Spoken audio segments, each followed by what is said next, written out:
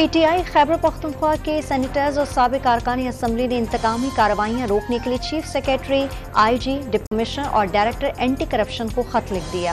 Inter bank میں dollar 2 روپے 24 پیسے مہنگا، نئی قیمت 281 روپے 50 پیسے ہو گئی۔ اوپن مارکیٹ میں 1 روپے اضافے سے ڈالر 286 روپے ہو گیا۔ چین نے پاکستان کا $600 ملین کا قرض رول اوور کر دیا۔ دعا کریں زر مبادلہ کے ذخائر قرضوں سے نہیں تجارت سے بڑھیں۔ وزیر اعظم کا اسلام آباد میں تقریب سے خطاب۔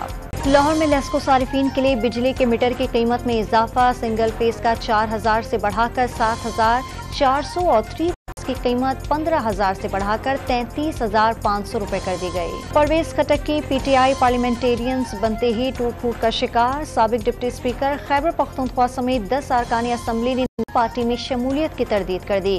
سابق وزیر اعلیٰ محمود خان کے سگے بھائی عبداللہ خان نے بھی تحریک انصاف چھوڑنے سے انکار کر دیا۔ الیکشن کمیشن نے نون لیگ کے انٹرا پارٹی انتخابات کی تفصیلات جاری کر دیں۔ شہباز شریف صدر، مریم نواز سینئر نائب صدر، Ahsan Iqbal secretary general, Ishaq Dar secretary خزانہ اور مریم اورنگزیب سیکرٹری اطلاعات۔ استحکام پاکستان پارٹی کے الیکشن کمیشن میں رجسٹریشن کے لیے درخواست آج دائر کی جائے گی۔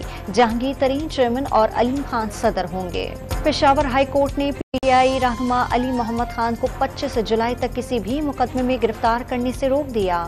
ملتان میں کار سواروں کی پراپرٹی ڈیلر کے آفس پر فائرنگ سے ایک شخص زخمی، پولیس نے سی ٹی وی ملنے پر ملزمان کی تلاش شروع کر دی۔